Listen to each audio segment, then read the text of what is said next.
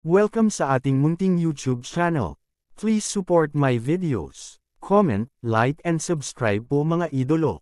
Maraming salamat po. Story Present, Super Devo Uling System. Kabanata 931. Sa sumunod na sandali, sinalakay ng 6 na lumilipad na espada ang retiradong emperador. Kasabay nito, mabilis ding sumugod ang 10 eksperto sa 9th Supreme Being. Nasusunog na mata, bawal na mata ng ilusyon. Ang orihinal na katawan ni Yesuan at ang doppelganger ay nagsalitan sa paggamit nito. Kahit na mayroong pagkakaiba ng isang maliit na kaharian at isang malaking kaharian sa pagitan nila, ayos lang basta ito ay epektibo. Sa sandaling ito, nagkaroon na ng ugnayan ang dalawang panig. Ang retired emperor, na nasa unang baitang ng human body disaster, ay may pangangatawan na mas malakas kaysa kay Yesuan. Kahit na tumaas ng 70% ang liksi ng huli, hindi pa rin niya natalo ang kanyang kalaban. Sa kabutihang palad, nagkaroon sila ng kalamangan sa mga numero. Boom! Boom! Boom! Ang dalawang panig ay nakikibahagi sa isang matinding labanan ng vital energy. Sa aspetong ito, bahagyang mas mahusay si Yesuan. Pagkatapos ng lahat, ang kanyang orihinal na katawan at doppelganger ay maaaring hamarang sa mga pag-atake ng kalaban.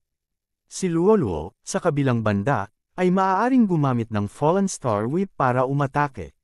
Bilang karagdagan, mayroon siyang 6 na lumilipad na espada at 10 backup. Nakakainis na babae. Ang retired emperor ay pinagnanasaan din ang Fallen Star Whip. Matapos makaiwas sa isang pag-atake, inabot niya talaga ito para sunggaban. Sa hindi inaasahang pagkakataon, sa isang putok, ang kaliwang kamay ng retired emperor ay nabasa sa dugo habang ito ay napatumba. Hindi siya tinamaan ng pag-atake ni Luoluo ngayon, kaya hindi niya alam na ganoon pala ang epekto ng Fallen Star Whip. Magandang pagkakataon. Nang makita ito, nagmamadaling pinaalalahanan ni Yesuan si Luoluo. Kasabay nito ang mabilis na pagkislap ng kanyang mga mata. Mata ng Nirvana. Demonic Fox Flash. Matapos mabaigo ng isang beses ang retiradong emperor, nakahanap ng pagkakataon si Yesuan. Kaagad, nakita niya ang dalawang kislap ng liwanag, isang pilak at isang puti na may gintong sinulid. Shoo! Shoo! Lumipas ang dalawang kislap ng liwanag. Naiwasan ng retired emperor ang demonic fox flash ni Luoluo, ngunit tinamaan siya ng mas makapangyarihang Eye of Nirvana. Sa kabutihang palad, hinaranggan niya ito sa kritikal na sandali na may mataas na grado na Supreme Divine Weapon sa kanyang kamay. Ang isang high-grade na Supreme Divine Weapon ay mas mahirap pa kaysa sa Golden Sovereign Body ng isang 9th Supreme Being. Hindi ito masira ng mata ng Nirvana. Gayunpaman, napakalakas ng impact na kahit ang kanang kamay ng retired emperor ay nanginag. What a powerful attack! Kung ang katawan ko ang natamaan, kahit papaano ay malubha akong nasugatan. Bumuhos ang malamig na pawis sa noo ng retiradong emperador. Bagamat natamon siya, ginamit niya ang lakas ng impact para ilayo ang sarili kay Yesuan. Gayunpaman, isang bagay ang kanyang pinabayaan. Ang sitwasyon niya ngayon ay napapaligiran siya ng isang mabangis na tigre sa harap niya at isang jackal sa likod niya. Sa likod niya, may 6 na lumilipad na espada at 10 9th Supreme Martial Artistic kaalyado. Shoo! Shoo! Shoo! Shoo! Hindi mabilang na pag-atake ang inilunsad sa kanya. Mabilis man ang kanyang takbo ay hindi maiwasang matamaan siya ng ilang beses. Sa kabutihang palad, ang kanyang pisikal na katawan ay mas malakas kaysa sa Sovereign Golden Body, kaya nagdusa lamang siya ng mga light injuries. May kakayahan ka nga, kung gusto kitang tanggalin, kailangan kong maging walang awa. Nanlamig ang ekspresyon ni Yesuan. Ngayon, gumawa siya ng desisyon sa kanyang puso. Ding! Matagumpay ang ebolusyon ng bloodline ng lahi ng langit na mata ng Diyos. Nag-prompt ang system. Mayroon pa rin siyang ilang advancement points na nakuha niya sa pagpatay sa isang devourer beast sa lugar ng pag-aanak ng Fox Charm Holy Dynasty. Iniingatan niya ito bilang backup. Ngayon, gagamitin niya ito para palakasin ang kanyang Heavenly Eye Clan bloodline. Kaagad, tumaas ng isang bingaw ang epekto ng lahat ng Heaven's Eyes. Fuse. Dahil bloodline lang ng orihinal niyang katawan ang nag-evolve, kailangan pa rin niyang pagsamahin ito. Pagkatapos ng pagsasanib dito, tumaas ng isa pang 10% ang kanyang lakas sa pakikipaglaban. Nasusunog na mata. Bawal na mata ng ilusyon. Sa pagkakataong ito, hindi na manatiling kalmado ang retiradong emperador. Simula ngayon, pinahihirapan na ng Burning Eye ang kanyang isipan. Nasasaktan siya, ngunit tiniis niya iyon. Ngunit ngayon, ang kapangyarihan ng Burning Eye ay nadagdagan ng higit sa kaunti. Ang retired emperor, na sinunog ng nag-aapoy na mata, ay hindi napigil ang magpakawala ng mahinang sigaw sa sakit. Sa labanang ito, si Yezuan ay nasa pinakamataas na kondisyon maliban sa kaunting paggamit ng kanyang kapangyarihan sa mata. Gayunpaman, ang katawan ng retired emperor ay dumanas ng ilang mga light injuries, at ang kanyang mental injuries ay mas malala pa, kaya ang sitwasyon ay hindi maganda. Malungkot ang kanyang mukha, at gumawa siya ng desisyon sa kanyang puso. Patayin. Hinaharas siya ng 10th Supreme Martial Artists, na lubhang disadvantageous para sa kanya, kaya kailangan niyang maging walang awa. Agad siyang tumalikod at inatake ang 10 tao sa likod niya sa sobrang galit. Napakabilis ng kanyang atake. Pagkatapos ng lahat, siya ay isang first-grade human body disaster super expert. Sa isang kisap mata, hindi mabilang na mga sinag ng espada ang kumislap. Hiss.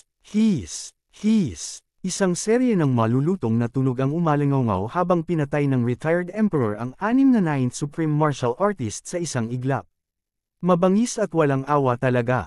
Nang inag si Yezuan. Noon, ang higanteng palad ng retired emperor ay hindi lamang pumatay ng malaking bilang ng mga eksperto mula sa Burning Sun Palace at Absolute Yin Palace, ngunit pumatay din ng marami sa kanyang sariling mga tao. Kaya sa pagkakataong ito, mabilis na kumalma si Yezuan.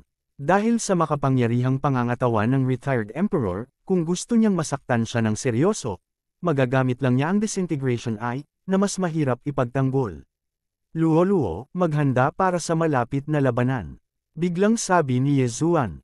Okay. Agad na tumanggaw si Luo, na nagpapahiwatig na naiintindihan niya.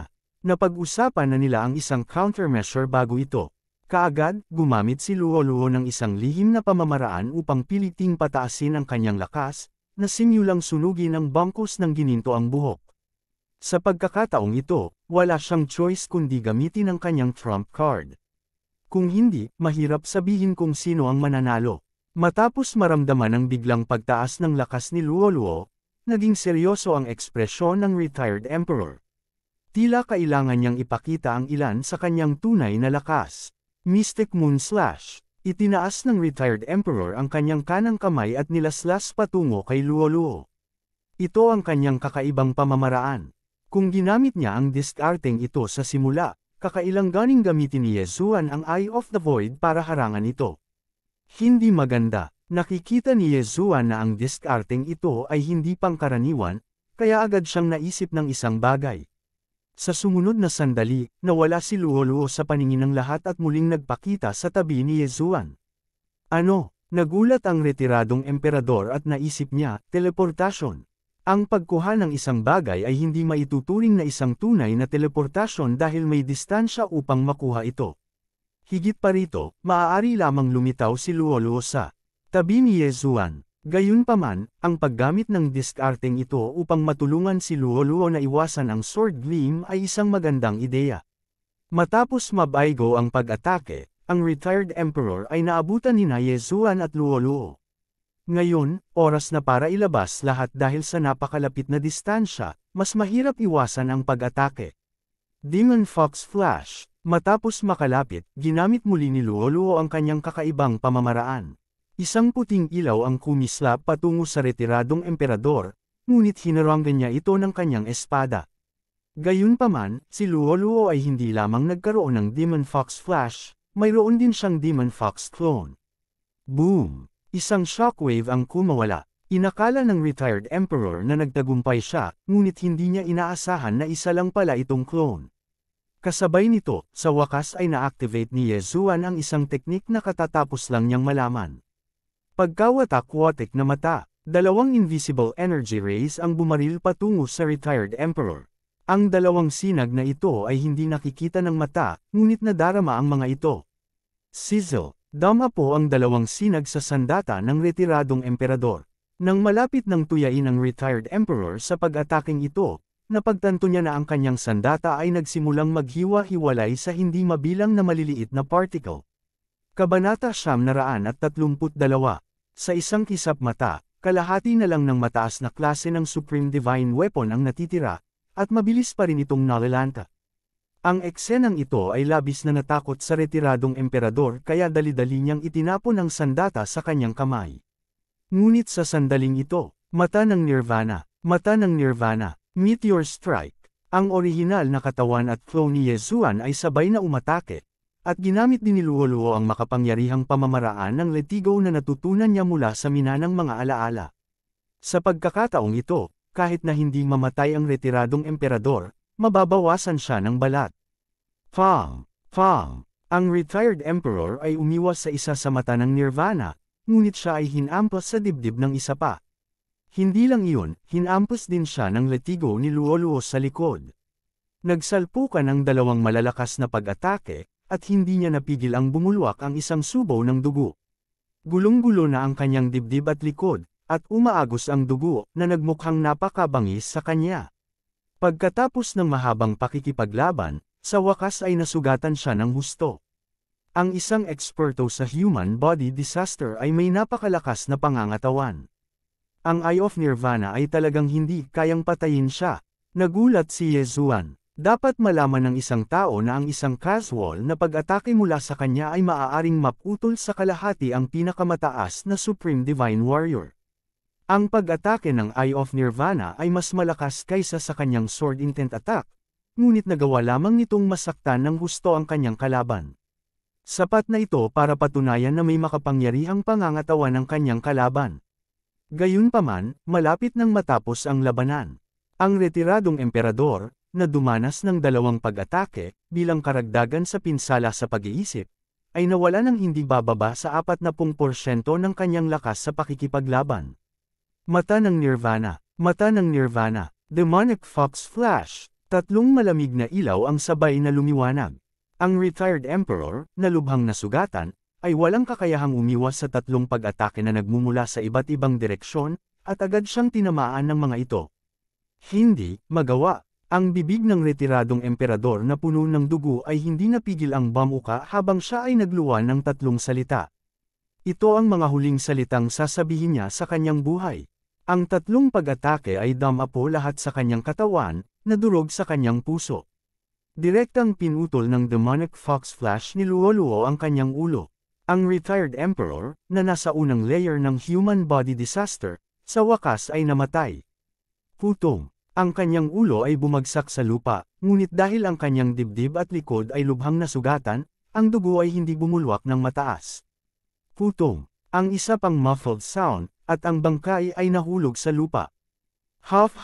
Sa pagtingin sa bangkay ng retiradong emperador, parehong nakahinga ng maluwag sina Yezuan at Luo-Luo. Bumalik din ang buhok ni Luo-Luo sa orihinal nitong estado. Ang matandang bastard na iyon ay patay na sa wakas. Sa wakas ay naipaghiganti na natin ang ating Panginoon. Agad na tuwang-tuwa si Luo-Luo. Mahirap siyang pakitunguhan. Kung mayroon siyang supreme spiritual treasure, natatakot akong mamatay tayong lahat dito ngayon. Si Yezuan ay pawis din. Ngayong patay na ang retiradong emperor, ang kanyang interspatial ring ay kay Yezuan. Nagmamadaling lumapit si Yezuan at tinanggal ang Chen Kun ring ng retired emperor. Bilang pinakamalakas na cultivator sa Royal Sacred Dynasty, hindi na kailangang itago ng retired emperor ang kanyang kayamanan. Kaya naman, itong Chen Kun ring ay ang kanyang buong kapalaran. Ibinuhos ni Yezuan ang laman sa kanyang devouring space at mabilis na sinuri ang mga ito. Sa sandaling ito, mayroong isang pulang bato sa kanyang devour space. Bato ng dugo, ito ba ang Blood Rock? Ang pass para makapasok sa Holy Lands. Kinuha ni Yezuan ang Blood Rock at sinuri ito. Gamit ang Blood Rock na ito, makapasok siya sa Holy Lands. Malapit nang magkaroon si Luo-Luo ng mga kwalipikasyon para makapasok sa Holy Lands basta't makapasok siya sa tuktok ng Ninth Supremacy Realm. Ngayong naipaghiganti na niya ang kanyang amo at nakuha ang Blood Rock, ang bagay na ito ay naayos na sa wakas. Gayunpaman, nang si Yezuan ay malapit nang magwala sa tuwa. Ding! Natuklasan ang devouring origin. Biglang tumunog ang isang system notification na naging sanhi ng pag-freeze ni Ye Zuan sa kanyang pwesto. Ano ang pinagmulan ng paglamon? Gayunpaman, sa pamamagitan lamang ng pagdinig sa pangalan, tiyak na nauugnay ito sa sistema ng paglamon. Habang nagmumuni-muni si Ye Zuan, muling tumunog ang system notification. Maaaring gamitin ang Devo-Uring Origin para i-upgrade ang Devo-Uring system. Gusto mo ba itong i-upgrade? Nang marinig ni Ye Zuan ang abiso na ito, hindi niya maiwasang manginig. I-upgrade ang Devo-Uring system. Young Master, ano ang nangyayari sa iyo? Nag-aalalang tanong ni Luo Luo nang maramdaman niya ang abnormalidad ni Ye Zuan. Hindi pinansin ni Ye Zuan ang tanong ni Luo Luo. Hindi, parang hindi niya narinig. Mabilis niyang iniskan ang kanyang paligid at napagtanto na may kakaibang bato sa Universe Ring of the Retired Emperor. Ang pattern sa bato ay eksaktong kapareho ng pattern sa Devo-Uring Beast. Lumalamon na pinagmulan. Mag-upgrade. Agad naman siyang sumagot. Anong biro? Kung maa-upgrade ang Devo-Uring system, natural itong maa-upgrade.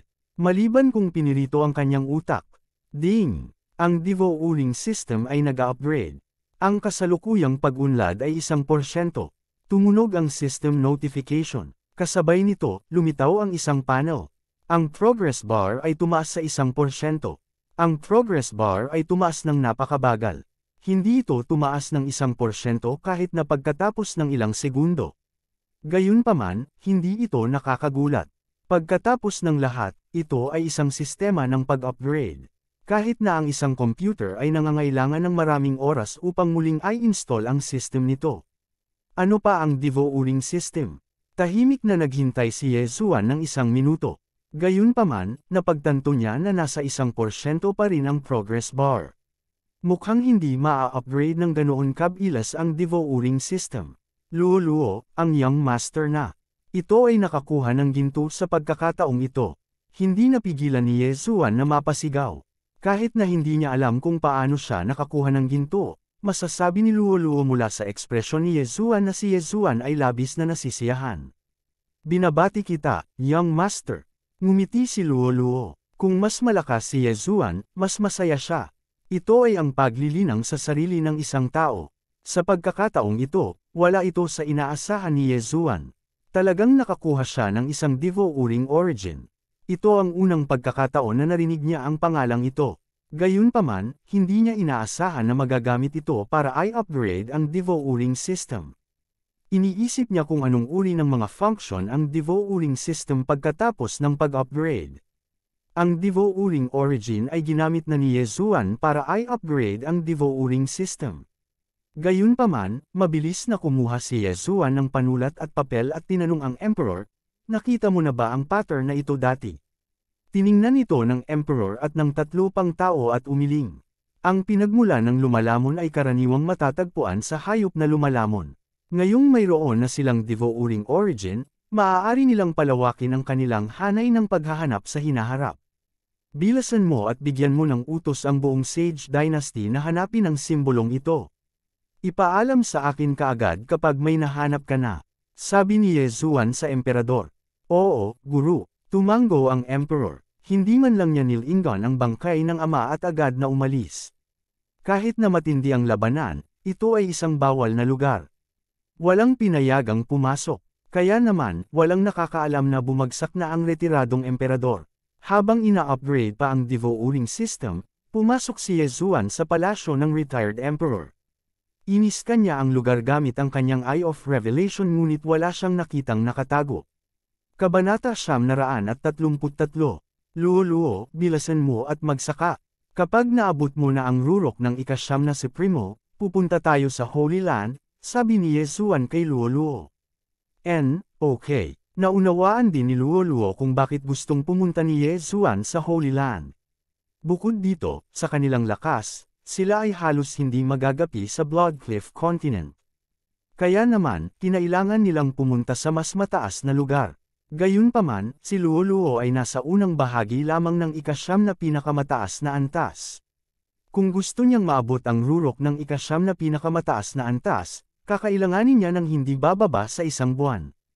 Ito ay isang konserbatibong pagtatansya. Ngayong naayos na ang lahat, maaaring maghiwalay sina Yezuan at Luo Luo. Ang kanilang clone ay maaari ding bumalik sa Eastern Continent upang bisitahin at iulat ang kanilang kaligtasan. Nanatili si Yezuan sa palasyo ng retired emperor.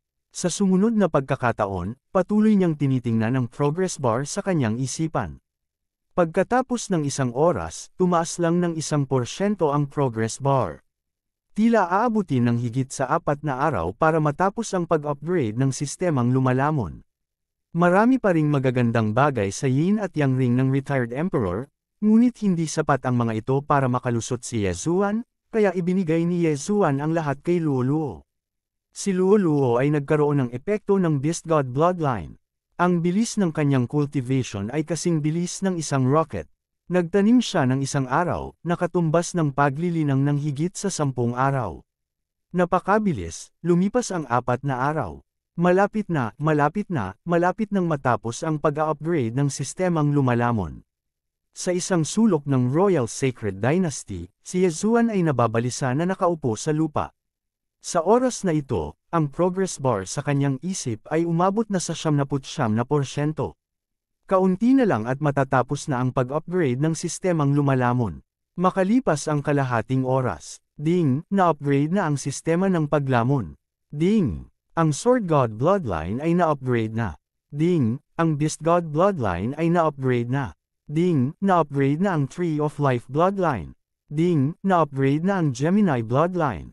Ding, ang Heavenly Eye Clan Bloodline ay na-upgrade na. Halos mawalan ng malay si Yezuan sa patuloy na mga notification. Ang sistema ng paglamon ay na-upgrade. Hindi lang iyon, na-upgrade na rin ito ang lahat ng 5 bloodlines niya. Pagkatapos ng upgrade, ang perception ng Sword God Bloodline ay nadagdagan ng 60%, at ang kapangyarihan ng sword skills ay nadagdagan din ng 60%. Ang lakas ng kanyang Beast God Bloodline ay tumaas sa 4, agility ay tumaas sa 8, monster growth speed, monster attribute, at monster expansion lahat ay tumaas sa 4, Beast King's Deterrence and Devour ay tumaas sa 5, at maging ang Beast King's Rage, na matagal na niyang hindi ginagamit, ay tumaas sa 6. Sa Virtual God Realm, kailangang umasa sa Ultimacy, Territory, at Emperor's Will. Sa Supreme Realm, ang isa ay kailangang umasa sa Sword Will at Sovereign Golden Body. Kaya naman, walang gaanong silbi ang Beast King's Rage. Gayunpaman, kung naabot niya ang 3 lesser disasters ng Supreme Martial Artist, kung gayon ang Beast King's Rampage ay dapat na magamit muli bilang trump card. Ang Human Body Disaster of the 3 Sovereign Disasters ay pangunahing nakatuon sa pagtaas ng pangangatawan. Kaya, ang Beast King Rampage ay maaaring magamit muli. Ang bloodline ng Beast God ay higit na nag-improve, at ang bilis ng pagbawi ng Tree of Life Bloodline at kakayahan sa detoxification ay bumuti din ng 3 beses. Ginamit ng Heavenly Eye God Race ang Devour Points para mag-upgrade ng 2 beses. Bilang karagdagan sa mga Devour Points na ibinigay sa kanya ng system sa pagkakataong ito, nag-upgrade na siya sa 4. Ngunit sa susunod, oras na para sa pangunahing kaganapan. Ding! Pinipino ang pangalawang doppelganger. Matapos marinig ang abisong ito, ang katawan ni Yezuan ay nanginginig ng husto. Pangalawang doppelganger. Dati, ginamit niya ang Twin Fruits para pinuhin ang kanyang unang doppelganger. Ngunit ngayon, sa pag-upgrade ng system, ang advancement path na orihinal na nangangailangan ng 5 advancement points para mag-upgrade ay aktwal na na-upgrade ng 1 beses. Haha, pangalawang doppelganger. Ngayon may 3 buhay na ako. Ang puso ni Yezuan ay sumasabog na sa tuwa. Ang kanyang orihinal na katawan, unang doppelganger, at pangalawang doppelganger ay katumbas ng pagkakaroon ng 3 buhay. Hindi lamang iyon, ngunit maging ang landas ng pagsulong ng pagsasama-sama ng doppelganger ay na-upgrade na. Ang dobleng kombinasyon ay nagpapataas ng aking lakas ng 20%. Ang triple na kombinasyon ay nagpapataas ng aking lakas ng 30%. Hindi alam, ang lakas ni Yezuan ay tumaas ng kaunti. Kung ang kanyang orihinal na katawan, unang doppelganger, at pangalawang doppelganger ay pagsasamahin, ang kanyang lakas ay direktang tataas ng 30%. Good, this is really good. Simula ngayon, iiwan ko ang isang doppelganger sa Eastern Continent para samahan ang pamilya ko, habang ang orihinal kong katawan at ang isa pang doppelganger ay lalabas at mag-explore. Agad na ginawa ni Yezuan ang kanyang desisyon. Hindi man masama ang 10% ng kanyang lakas, kailangan pa rin niyang pangalagaan ang kanyang pamilya at mga kaibigan. Ang pag-iwan ng isang doppelganger sa Eastern Continent ay hindi lamang para samahan ang kanyang pamilya, kundi para iwanan din ang kanyang sarili ng isang paraan. Sa hinaharap, kung ang kanyang orihinal na katawan at unang doppelganger ay mamamatay, ang pangalawang doppelganger ay ang kanyang orihinal na katawan. At least hindi siya mamatay. Ding, matagumpay na napino ang pangalawang doppelganger. Na-notify ang system. Agad na. Tinawag ni Yezuan ang kanyang pangalawang doppelganger. Hindi mahalaga kung ang unang doppelganger o ang pangalawang doppelganger. Ang pupunta sa Eastern Continent ay ang pangalawang doppelganger. Direktang inilista ni Yezuan ang pangalawang doppelganger bilang kanyang unang doppelganger. Ding, matagumpay na nakonekta ang twin bloodline. Muling nag-notify ang system. Sa pagkakataong ito, ganap na nalilito si Yezuan. Ano ang ibig sabihin ng twin bloodline na matagumpay na konektado? Ngunit sa susunod na sandali, naintindihan niya. Matapos matagumpay na may ugnay ang twin bloodline, sa hinaharap, kapag nilamon ng kanyang orihinal na katawan ng mga kayamanan ng langit at lupa, ang kanyang doppelganger ay makikinabang din at madaragdagan ang kanyang cultivation base. Sa madaling salita, kahit nakainin ni Yezuan ang mga kayamanan ng langit at lupa ngayon, ang kanyang pangalawang doppelganger, na papunta sa Eastern Continent, ay madaragdagan din ang kanyang cultivation base. Sa madaling salita, ang tatlong doppelganger ay magbabahagi ng parehong data. Kung ang isa sa kanila ay dagdagan ng kanyang cultivation base, ang dalawa pa ay maa-update paminsan-minsan. Haha, ito ay magiging kahanga-hangang. Nakangiti na si Yezuan mula tenga hanggang tenga. Ang na-upgrade na sistema ay nagdala sa kanya ng napakaraming mga sorpresa. Sa hinaharap, kahit na magtrabaho ng hiwalay ang kanyang doppelganger, magagawa niyang kainin ng direkta ang mga kayamanan ng langit at lupa nang hindi na i-save ang mga ito para sa kanyang orihinal na katawan. Kung naiintindihan ng kanyang orihinal na katawan ang Sword Force, ang iba pang dalawang doppelganger ay makakagamit ng Sword Force kahit na hindi sila nagsanim. Ito ang Bloodline Connection. Nakumpleto ang pag-upgrade ng Bloodline, ngunit nagpatuloy ang notification ng system. Ding, na-upgrade na ang exchange system. Ding, na-upgrade na ang forging system. Ding, na-upgrade na ang treasure system. Ding, na-activate na ang mission system. Ding, ang treasure system ay na-activate na. Pagkatapos ng 5 magkakasunod na abiso, hindi napigilan ni Yezuan na suriin ang na-upgrade na sistema. Sa orihinal, ang exchange system ay walang silbi sa Tianshui Continent. Maaari lamang itong gamitin upang ipagpalit sa ilang maliliit na bagay, tulad ng mga kagamitan, na kailangang huwad ng sarili. Gayunpaman, ngayong na-upgrade na ang exchange system, maaari ng direktang makipagpalitan ng Supreme Divine Weapons at Supreme Spiritual Treasures. Dati, ang pera ay Devo-Uring Crystals. Ngayon, nagkaroon ng bagong currency na tinatawag na Super Devo-Uring Crystals dahil sa bagong sistema. Gayunpaman, sa yaman ni Yezuan, hindi niya kayang bumili ng kahit isang Supreme Spirit Treasure. Sa orihinal, ang forging system ay maaaring mag-forge ng mga armas at armors hanggat ang isa ay may forging blueprint. Ngayon, pagkatapos ng pag-upgrade, mayroong higit pang mga trick. Halimbawa, ang mga armas ay maaaring ay temperatura sa mystical fire, at maaaring palakasin upang lumikha ng resonance sets. Ang resonance set ay isang set ng kagamitan na magiging mas malakas kaysa dati. Sa kasalukuyan, maaaring pek-ay ni Yezuan ang Divine Sword Set, Divine Beast Set, at iba pa. Gayunpaman, mayroong isang set na tinatawag na Glorious Set, na nakakuha ng atensyon ni Yezuan. Ang mga set na ito ay lumitaw ayon sa Bloodline. Ang Divine Sword Set at Divine Beast Set ay natural na tumutugma sa Divine Sword Bloodline at Divine Beast Bloodline. Gayunpaman, ang Glorious Set ay ang set ng Heavenly Eye Clan's Glorious Eye. Ang maluwalhating mata ay isang napakalakas na matang langit. Pagkatapos gamitin ito, ang chi ng isang tao ay magiging ginintoang, at ang isa ay pansamantalang matututo ng iba't ibang makapangyarihang kasanayan. Ang Glorious Set ay ginamit upang umakma sa Glorious Eye, at maaaring lubos na mapahusay ang epekto ng Glorious Eye. Sa kasamaang palad, hindi pa narinig ni Yesuan ang mga materyales para sa mga set na ito. Ito ay hindi sa siya ay ignorante, ngunit na sila ay napakabihirang. Sumunod ay ang treasure system. Maaaring payagan ng Divine Beast Bloodline ni Yesuan na magkaroon ng ilang treasure set si Yesuan, ngunit pakiramdam niya ay walang silbi ang mga ito. Ang kanyang unang treasure set ay tinawag na Megatron, ngunit ito ay sinunog ng Inextinguishable Inferno ni Jiang Tianjin. Kabanata 934. Pagkatapos ng pag-upgrade, maaari na niyang i-level up ang halimaw. Gayunpaman, ang level up ay nangangailangan ng DevR points, na kung saan ay ang orihinal na advancement points. Maaari rin itong ituring na bangkay ng isang mapanlaman na hayop.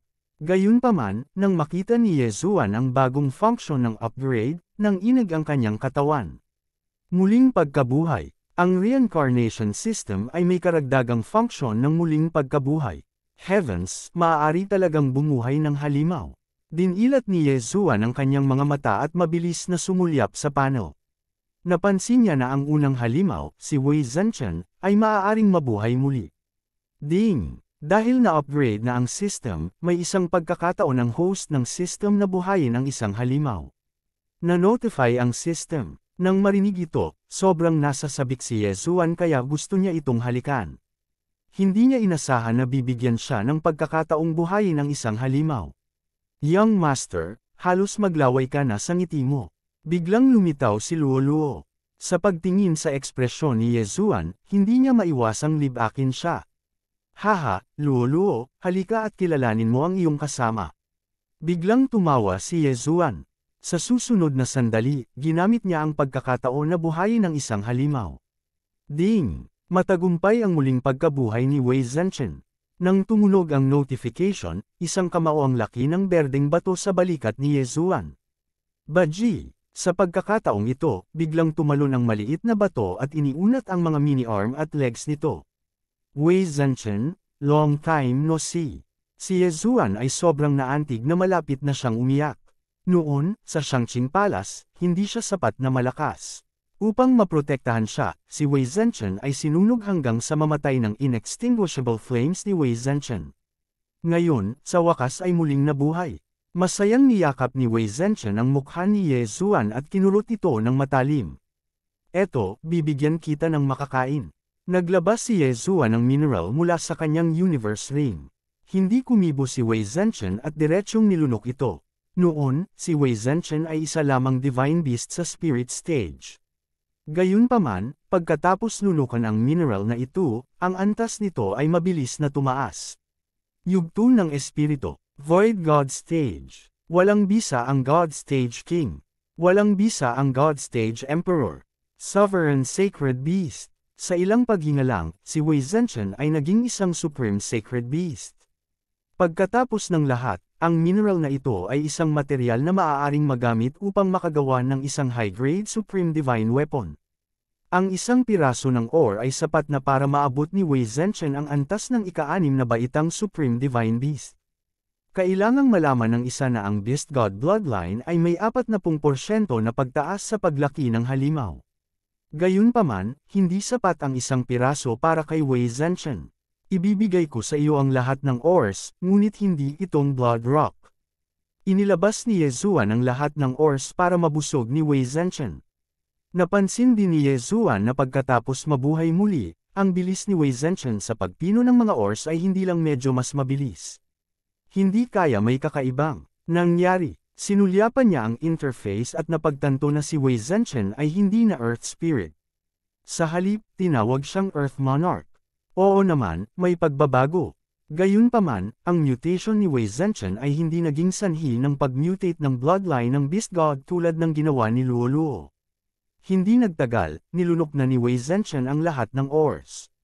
Matapos magbago mula sa Earth Spirit tungo sa Earth Monarch, ang bilis ng kanyang pagpino ay napakabilis. Sa ilang paghinga lang, siya ay naging 8th grade Supreme Sacred Beast. Ang cute ng bato. Young Master, ano yun? Hinawakan ni Luoluo si Wei Zhenchen. Mabilis na nagpaliwanag si Yesuan. Earth Monarch. Hindi ko akalain na ang isang Earth Spirit ay maaaring mag-mutate. Maaari ba itong lumaban? Nagtataka na tanong ni Luoluo. Bago pa makapagsalita si Yezuan, si Wei Zhenchen, na nahulog sa kamay ni Luo Luo, ay biglang naging maliit na bagyo at mabilis na lumawak. Pagkatapos, naging Green Heavenly Dragon. Ungul ni Wei Zhenchen sa langit. Wow, mukhang napakalakas. Dilat ang magagandang mata ni Luo Luo. Nais din niyang magkaroon siya ng ganoong kakayahan. Sa kasamaang palad, siya ay isang three-tailed fox. Pagkatapos na ma-upgrade ang monster system, maaari pa rin akong mag-upgrade ng mga monsters. Gayunpaman, nangangailangan ito ng maraming DevR points. Saan ako maghahanap ng Devourer monster? Si Yezuan ay walang magawa. Ang mutation ni Wei Zhenchen ay dapat na upgrade mula sa Earth Spirit tungo sa Earth Monarch. Gayunpaman, pagkatapos ng mutation ni Luo Luo, nagpakita ng tandang pananong ang monster system panel. Malinaw na ang bloodline ni Luo Luo ay mas marangal kaysa sa Earth Monarch ni Wei Zhenchen. Habang naglalaro sina Wei Zhenchen at Luo Luo, itinuon ni Yezuan ang kanyang atensyon sa bagong activate na mission system at treasure system. Ang mission system ay katulad ng training hall sa sekta. Hanggat na kumpleto ng isa ang misyon, ang isa ay makakakuha ng ilang mga benepisyo. Ang ilang mga reward ay hindi mabili sa pamamagitan ng exchange system. Gayunpaman, natural na hindi ganoon kaganda ang mga normal na gantimpala sa misyon. Maliban sa mga normal na misyon, mayroon ding uri ng random mission. Ang ganitong uri ng random mission ay maaari lamang matrigger sa ilang partikular na sitwasyon. Pagkatapos makumplito ito, ang mga gantimpala ay magiging napakabigay. Posibleng gantimpalaan ng random mission ang DevR points. Nagliwanag ang mga mata ni Yezuan. Ang orihinal na DevR system ay tinatawag na advancement points. Magagamit lang ito para mag-upgrade ng mga bloodline. Pagkatapos ng pag-upgrade, tinawag itong DevR points. Maliban sa pag-upgrade ng mga bloodline, maaari din itong gamitin para makipagpalitan ng mga item at mag-upgrade ng mga halimaw. Hindi inaasahan ni Yezuan na magagawa niyang direktang kumpletuhin ang random mission at makakuha ng DevR points. Ito ay kahanga-hanga. Gayunpaman, ang random mission ay mayroon lamang ilang linya ng paliwanag. Hindi nito sinabi kung saan o paano ito ay trigger. Itinuring itong random encounter. Para sa bagong activate na treasure system, hindi gaanong alam ni Yezuan ang tungkol dito. Mabilis siyang tumingin. Ding, maaari na ngayong pinuhin ng host ang treasure Skyquake Sword. Ang treasure material ay ang Shadowless Sword. Sa Wei Zhenchen bilang weapon spirit, ang compatibility ay 100%. Gusto mo ba itong pinuhin? Nang tumingin si Yezuan, tumunog ang system notification. With Wei Zhenchen as the weapon spirit. Natigilan si Yezuan. Mabilis niyang tiningnan ang paliwanag ng sistema. Ang treasure system ay nangangailangan ng weapon spirit at weapon spirit. Ang weapon spirit ay maaaring isang sandata o iba pa. Tulad ng para sa espiritu ng armas, ito ay dapat na isang bagay na may kamalayan sa sarili. Halimbawa, si Wei Zhenchen. Ang kayamanan ay maaaring palakasin ng walang limitasyon. Hanggat ang host ay hindi mamamatay, ang kayamanan ay hindi masisira. Matapos basahin ni Yezuan, hindi niya maiwasang malunok ang kanyang laway. Ang walang limitasyong pagpapalakas ay nangangahulugan na ang kayamanan ay maaaring lumago tulad ni Wei Zhenchen. Gayunpaman, hanggat hindi namatay ang host, ang kayamanan ay hindi masisira. Kung hahayaan kong si Wei Zhenchen ang weapon spirit, hanggat hindi mamamatay ang tatlong katawan ko, hindi mamamatay si Wei Zhenchen. Iyon ang pangunawa ni Yezuan. Sa sandaling iyon, tinawag ni Yezuan si Wei Zhenchen at nagtanong tungkol dito. Ang master at ang weapon spirit ay telepatiko. Bagamat hindi makapagsalita si Wei Zhenchen, pumayag ito. Okay, pagkatapos ay i-refine kita sa isang treasure. Tumango si Yezuan at pinanatili si Wei Zhenchen. Ding, simulan mong pinuhin ang treasure. Ding, ang treasure Skyquake Sword ay matagumpay na napino. Kabanata 935. Ang Skyquake Sword ay isang light green na longsword. Ang katawan nito ay translucent at nagbuga ng mahinang berdeng ilaw. Ito ay katulad ng Wind Dragon Slash na minsang nakuha ni Yezuan. Nang hindi hinintay na magsalita si Yezuan, ang Skyquake Sword ay biglang nagkawatak-watek at naging berdeng bato. Wei Zhenchen. Haha, ginawa kong espada si Wei Zhenchen, Tumingin si Yezuan kay Wei Zhenchen sa kanyang kamay at may pag-iisip, binalik niya ito sa Skyquake Sword. Ang Skyquake Sword ay kayamanan na ngayon ni Yezuan. Hanggat hindi mamamatay si Yezuan, hindi mamamatay si Wei Zhenchen at maituturing na walang talo. Mabilis na sumulyap si Yezuan sa panel at natuklasan na ang kaharian ni Wei Zhenchen ay puwersahang itinaas sa isang transcendent sacred beast. Pagkatapos ng lahat, ang material ng Skyquake Sword, ang Shadow Sword, ay isang supreme spiritual treasure. Mula ngayon, maaaring gumamit si Yezuan ng ores at iba pang mga item upang palakasin ang Skyquake Sword. Kasabay nito, tataas din ang kaharian ni Wei Zhenchen. Matapos ay forging si Wei Zhenchen sa Heaven-Shaking Sword, natuklasan ni Yezuan na mayroon talagang isa pang kasanayan sa Heaven-Shaking Sword. 10,000 espada bumalik sa pinagmulan. Ang 10,000 Swords Return to Origin na ito ay maaari lamang gamitin isang beses sa isang araw. Ito ay tila isang napakalakas na kasanayan. Gayunpaman, kahit na ang pangalan ay 10,000 Swords, mayroon lamang 100 Swords. Kaagad, tumayo si Yezuan at inihagis ang Skyquake Sword sa kanyang kamay. 10,000 espada ang bumalik sa pinagmulan. Sa isang iglap, ang Skyquake Sword ay nahati sa 100 Skyquake Sword at sumayaw sa hangin na parang kidlat. Kung may kaaway sa loob, sila ay agad napuputulan. Kung ginamit ko ang hakbang na ito noong nakikipaglaban ako sa retired emperor, natatakot ako na siya ay pinagpira-piraso ng 10,000 Swords Return to Origin. Tumingin si Yezuan sa daang Skyquake Sword na sumasayaw sa hangin at muling nag-isip. Espiritual na sword array. Sa sumunod na sandali, ang daang Skyquake Sword na umiikot sa hangin sa itaas ng palasyo ay mabilis na lumaki at naging mga higanteng espada. Bang! Bang! Bang! Isa-isa, ang malalaking espada na yumanig sa langit ay biglang bumaba at tumusok sa paligid ni Yezuan.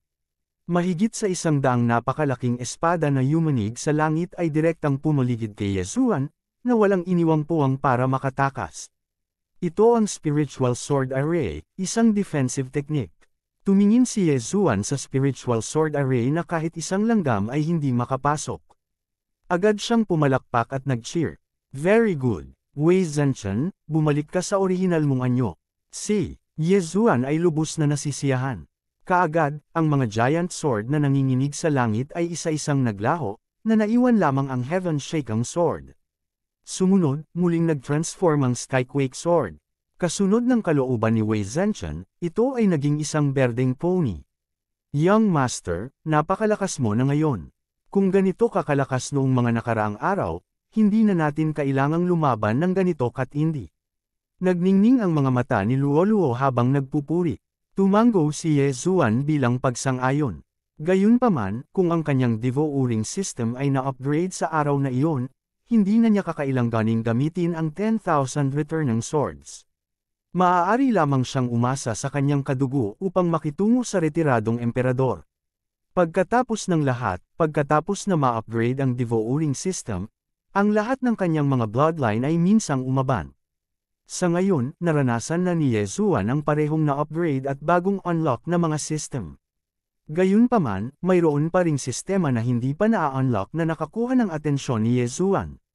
Ang Bloodline Fusion System. Wala pa ring Battle Bloodline ang host. Hindi ito ma-unlock. Ito ang dahilan kung bakit hindi pa na-unlock ang Bloodline Fusion System. Matapos itong makita ni Yezuan, muling nagningning ang kanyang mga mata. Ngayon, mayroon na siyang 5 bloodline. Ang Sword God Bloodline, ang Beast God Bloodline, ang Divine Tree of Life Bloodline, ang Gemini Bloodline, at ang Heavenly Eye Clan Bloodline. Mayroon siyang 2 Constitution Bloodlines at 2 Support Bloodlines. Gayunpaman, wala pa rin siyang Battle Bloodline. Mukhang maa-unlock lang ang Bloodline Fusion System sa pagkakaroon ng 6 na bloodline sa isang katawan. Nagtataka ako kung maaari kong pagsamahin ang Battle Bloodline sa Battle Bloodline, o maaari ba akong pumili ng isa sa kanila. Hindi rin maintindihan ni Yezuan, ngunit alam niya na ang Bloodline Fusion System ay dapat na napakalakas. Sa kasamaang palad, ang Battle Bloodline ay hindi mahal, ngunit ang Battle Bloodline Expansion Slot ay napakamahal. Inaasahan lang ni Yezuan na bilhin ang Battle Bloodline Expansion Slot bago niya maabot ang Free Sovereign Disasters. Tungkol naman sa bagong battle bloodline, napili na niya ito. Matapos ma-upgrade ang devouring system, na-upgrade na rin ang bloodline. Gayunpaman, hindi niya kayang bayaran ang battle bloodline expansion slot, kaya binigyan lang niya ito ng isang maikling sulyap. Ngayong na-upgrade na ang devouring system, hindi maaaring umupo lang si Ye Zuan doon at walang gagawin. Hindi pa nakapasok si Luo Luo sa mid-stage na 9th Sovereign Realm, kaya gusto ni Ye Zuan na samantalahin ang pagkakataong ito upang bisitahin ang iba pang mataas na grado na Holy Empires. Luo Luo, lalabas ako saglit. Sabi ni Ye Zuan kay Wei Zhenchen, na nakikipaglaro sa kanya. Mahinang sagot ni Luo Luo. Tanging ang pangunahing katawan ni Ye Zuan ang lumabas. Ang kanyang unang clone ay narito pa rin upang maunawaan ang Hugis Sword na bato. Kung ang pangunahing katawan ni Ye Zuan ay nasa panganib, maaari niyang agad na ipadala sina Luo Luo at Wei Zhenchen sa storage space at palabisan ang kanyang pangunahing katawan. Gayunpaman, si Ye Zuan ay maaaring ituring na hindi magagapi sa Bloodcliff Continent. Mayroong kabuuang 4 na Holy Empire sa Bloodcliff Continent. Maliban sa Royal Sacred Dynasty, mayroong 3 pa. Sa pagkakataong ito, ang target ni Ye Zuan ay ang Cyan Feather Holy Dynasty, na pinakamalapit sa Royal Sacred Dynasty. Sa mga tuntunin ng lakas, ang Cyan Feather Holy Dynasty ay hindi maikukumpara sa Royal Sacred Dynasty. Gayunpaman, ang mga kayamanan sa treasury ng Cyan Feather Holy Dynasty ay tiyak na higit pa kaysa sa Royal Sacred Dynasty. Mabilis na sumugod si Ye Zuan. Sa loob lamang ng 5 araw, narating na niya ang imperial capital ng Cyan Feather Holy Dynasty mula sa Royal Sacred Dynasty. Ang emperor ng Cyan Feather Holy Dynasty ay isa ring pinakamataas na 9th Supreme Being. Mayroon ding eksperto sa imperial capital na nakapasa sa human body disaster. Sa aking kasalukuyang lakas, maaari kong direktang patayin ang aking paraan. Hindi na kailangang gamitin ang Eye of Control. Gayunpaman, mas mahusay na maging ligtas. Panipik, kinaykit ni Ye Zuan ang kanyang mga mata at direktang dumating sa labas ng Imperial Capital. Nang hindi naghihintay na magsalita ang general ng Imperial Capital, direktang kinokontrol siya ni Ye Zuan. Panginoon, mangyaring pumasok. Direktang pinangunahan ng general ng Imperial Capital si Ye Zuan. Laking gulat din ng mga sundalong nagbabantay sa Imperial Capital. Matagal na nilang binabantayan ang Imperial Capital, ngunit ito ang unang pagkakataon na nakita nila si Ye Zuan. Gayunpaman, hindi sila nang ahas na magtanong ng marami. Matapos matagumpay na makapasok sa Imperial Capital, direktang sinabi ni Ye Zuan, "Dalhin mo ako sa iyong Emperor." Oo, magalang na sumagot ang general ng Imperial Capital. Sa kanyang pangunguna, hindi na kailangan pang hanapin ni Ye Zuan ang emperor mismo. Hindi nagtagal, dumating siya sa korte ng emperador. Sa isang marangal at marangyang bulwagan, sunod-sunod na opisyal ang magalang na yumuko. Isang nasa katanghaliang gulang na lalaki ang nakaupo sa Dragon Throne. Siya ang emperador ng Cyan Feather Holy Dynasty. Gayunpaman, direktang pumasok si Ye Zuan. General Hong, sino siya? Nang makita ng emperor ang general ng Imperial Capital, labis siyang nagulat at nagtanong. Oras na para sa Imperial Capital's Court. Ano ang ginagawa ng general ng Imperial Capital dito sa halip na bantayan ang Imperial Capital? Si Ye Zuan ay masyadong tamad na magsalita ng walang kaparehas. Direkta niyang ginamit ang Eye of Control sa Emperor. Ang bloodline ng Heavenly Eye Clan ay 2 beses na na-upgrade ng mga advancement point. Matapos ma-upgrade ang devouring system, na-upgrade muli ito. Sa makatuwid, ang epekto ay mas malakas kaysa dati. Isang beses lang ginamit ni Ye Zuan ang Eye of Control para matagumpay na kontrolin ang Emperor ng Cyan Feather Holy Dynasty. So Lord Envoy pala. Kabanata 936. Nakaluhod pa rin ang mga opisyal ng sibil at militar. Wala silang lakas ng loob na lumingon at nakikinig lang. Hindi nagtagal, naramdaman nilang dinukot ang emperador, kaya't maaari na lamang nilang ipagpatuloy ang pagluhod. Ngunit ang ikinagulat nila ay ang sugo ay isa lamang sa kalagitnaan ng yugto ng Supreme Being. Ngunit hindi nila ito masyadong pinag-isipan. Ito ay dahil ang kanilang antas ng paglilinang ay masyadong mababa. Kaya lang, dinukot ni Yezuan ang emperador sa panahon ng sesyon ng korte at hiniling na dalhin siya sa pambansang kabangyaman. Ang pambansang kabangyaman ng Royal Sacred Dynasty ay ginamit ng retiradong emperador upang ipagpalit ang Blood Rock. Ngunit bago niya magamit ang bato para makapasok sa sagradong lupain, pinatay siya ni Yezuan. Ang Blood Rock at ang hugis espada na bato ay nahulog sa mga kamay ni Yezuan. Gayunpaman, hindi iyon ginawa ng Cyan Feather Sacred Dynasty. Alam nila na kahit na magpadala sila ng mga tao sa Blood Rock Sect, magpapadala lamang sila ng pinakamababang antas ng mga tao. Mas maganda para sa kanila na mag-develop sa Blood Rock Continent. Mas gugustuhin pa nilang maging ulo ng leon kaysa buntot ng phoenix. Hinayaan ni Yezuan ang emperador ng Cyan Feather Sacred Dynasty na dalhin siya sa pambansang kabangyaman. Ngunit sa sandaling nabuksan ng pinto, isang malakas na aura ang bumalot sa buong lugar. Anak, bakit wala ka sa sesyon ng korte? Anong ginagawa mo sa kaban ng bansa? Isang matandang boses ang tumunog.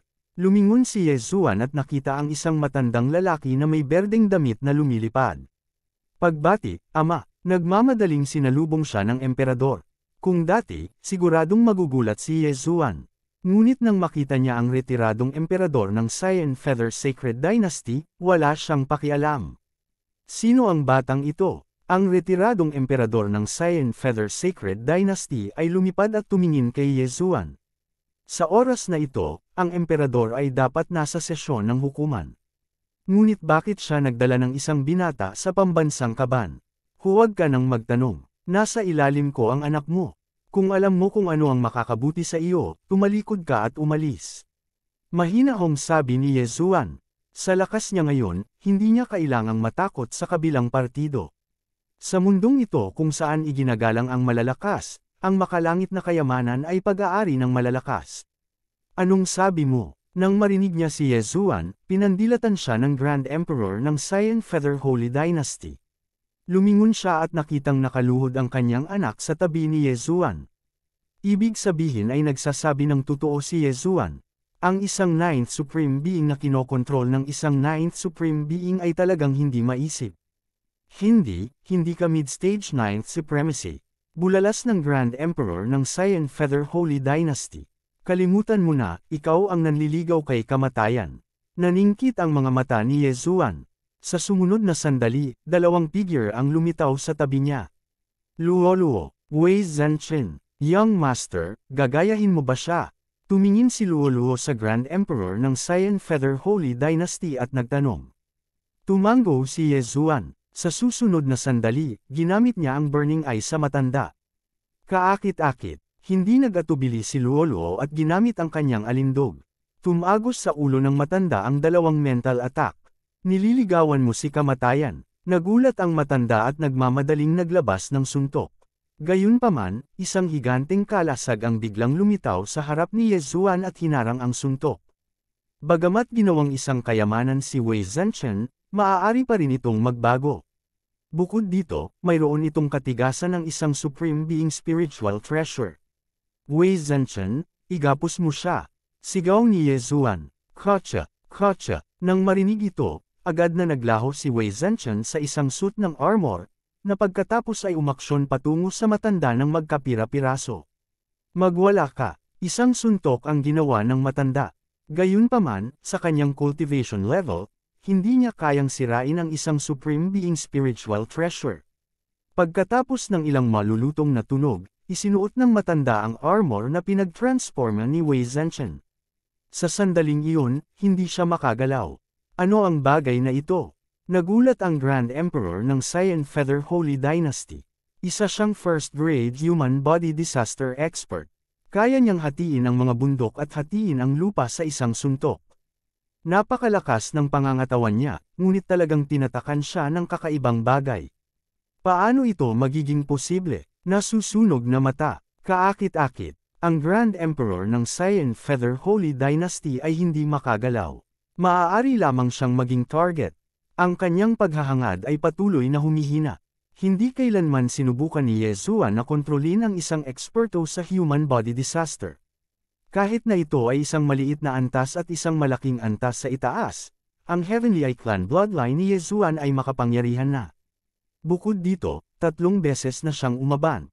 Posible para sa kanya na kontrolin ang isang eksperto sa human body disaster. B** starred, saan ka nang galing? Galit na sigaw ng Grand Emperor ng Cyan Feather Holy Dynasty. Sa loob lang ng 2 segundo, nakaramdam siya ng sakit na ilang dekada na.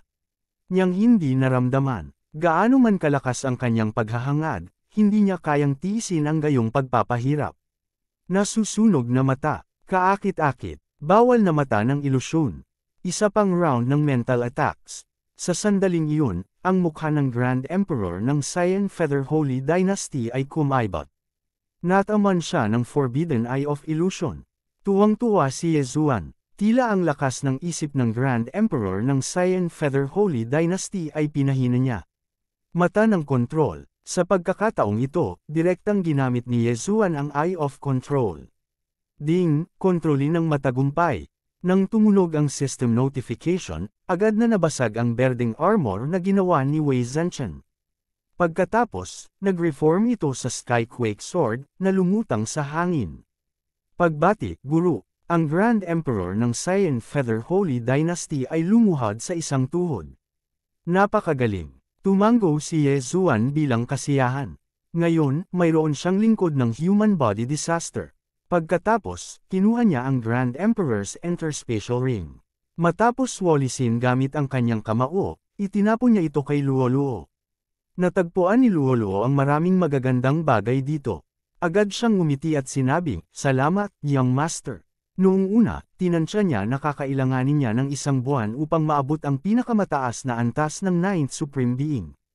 Ngunit ngayon, ang oras ay maaaring paikliin. Pumasok ka na. Sa sandaling iyon, inutusan ni Yezuan ang Emperor na pumasok sa treasury.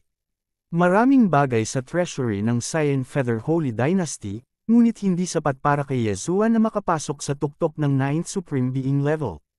Ipasa ang order para mahanap ang pattern na ito. Pagkatapos noon, inutusan ni Yezuan ang Emperor na hanapin ang Devouring Rune. Pagkatapos, mabilis na umalis si Yezuan sa Cyan Feather Holy Dynasty at tumungo sa kanyang susunod na target. Ang buong Bloodcliff Continent ay tila naging likod bahay ni Yezuan.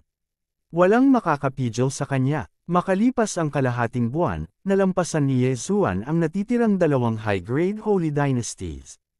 Isa sa kanila ay ang Lion Emperor Holy Dynasty of the Beast Race. Matapos dambungin ang 4 na high-grade Holy Dynasties, ang kaharian ni Yezuan ay tumaas sa pinakamataas na antas ng 9th Supreme Being gaya ng inaasahan. Sa sandaling iyon, sa isang tiyak na sulok ng Bloodcliff Continent. Bagaman nakapasok ako sa tuktok ng 9th Supreme Being level, hindi ko pa rin kayang lampasan ang human body disaster. Sumakit ang ulo ni Yezuan. Kahit na ninakawan niya ang lahat ng mga banal na dinastiya sa Bloodcliff Continent, hindi niya maaabot ang rurok. Kaya, sumuko na siya. Young Master, sa loob ng ilang araw, makakalusot na ako sa tuktok ng 9th Supreme Being level. Ang boses ni Luoluo ay narinig sa isip ni Yezuan. Sige, ipagpatuloy mo ang paglilinang. Itong Young Master ay bibisita sa mga mid-grade Holy Dynasties na iyon, sagot ni Yezuan. Kabanata 937. Maaaring gamitin ang mga DevR point para i-upgrade ang bloodline ng isang tao, para i-upgrade ang katawan, o ipagpalat sa iba pang item.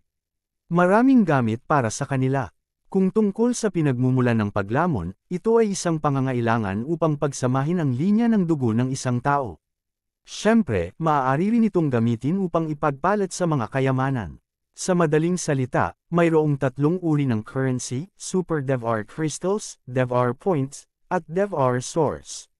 Napakamahal ng pagpapalawak ng bloodline ng labanan, ngunit kung makakakuha ang isa ng mga DevR Point, maaari nilang palitan ang malaking halaga ng Super DevR Crystals.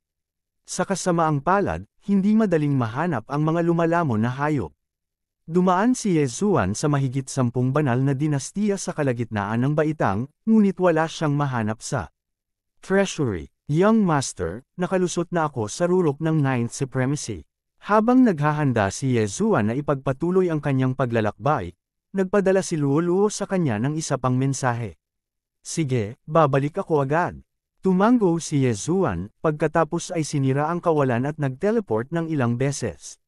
Mayroon siyang 4 na spatial coordinates, kaya madali siyang dumaan sa 12 ng mga banal na dinastiya at bumalik sa Royal Sacred Dynasty. Young Master, pwede na ba tayong umalis? Tanong ni Luo nang makita niyang bumalik si Yezuan. Tumango si Yezuan. Mahigit kalahating taon na ang nakalipas mula nang mahuli sina Song Suijing at Song Jieju ng Yin Yang Old Ancestors. Sa makatuwid, ayaw ni Yezuan na manatili ng ilang sandali. Ngayon, napakalakas ng grupo nila. Yezuan man o Luo, pareho silang may lakas na lumaban sa isang eksperto sa human body disaster. Mas malakas si Wei Zhenchen. Dahil ito ay sumanib sa pinakamataas na espiritual na kayamanan, Shadow Sword, ito ay nasa pinakamataas na antas ng espiritual na kayamanan. Bilang karagdagan sa sistema ng espiritual na kayamanan, ito ay hindi namamatay, maliban kung ang pangunahing katawan ni Yezuan at 2 clone ay nahulog.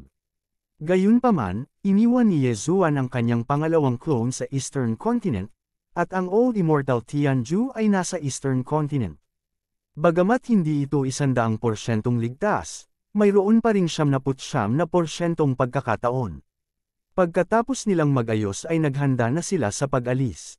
Gayunpaman, nang malapit na silang umalis, isang malakas na aura ang biglang pumasok sa detection range ni Yezuan. Napakalakas, ang aura na ito ay ilang beses na mas malakas kaysa sa mga eksperto sa human body disaster ng iba't ibang bansa. Nilunok ni Yezuan ang kanyang laway. Sa mga oras na ito, tensyonado na ang kanyang mga ugat. Logically speaking, hindi dapat may ganoong kalakas na tao sa Bloodcliff Continent, kaya nahulaan niya na ang taong ito ay dapat mula sa Holy Land. Ito ay isang binata na nakasuot ng pula. Mukhang nasa 30 years old na siya. Direkta siyang lumipad sa itaas ng Imperial City ng Royal Sacred Dynasty at sumigaw, "Nasaan si Wu Gaoyi?" Ang pangungusap na ito ay pumasok sa pandinig ng lahat sa Imperial City, na naging sanhi ng kanilang pagkamangha. Sino si Wu Gaoyi? How dare you trespass into the Imperial City? Isang general na walang mata ang sumigaw at pinamunuan ang isang maliit na pangkat na sumugod. Maingay. Sa hindi inaasahang pagkakataon, ilang beses na ikinaway ng binata na nakapula ang kanyang kamay, at ilang mga palad ng palad ang agad na ikinamatay ng buong koponan. Anong biro? Isang supreme being lang ang naglalakas loob na hamunin ang mga eksperto ng Free Sovereign Disasters.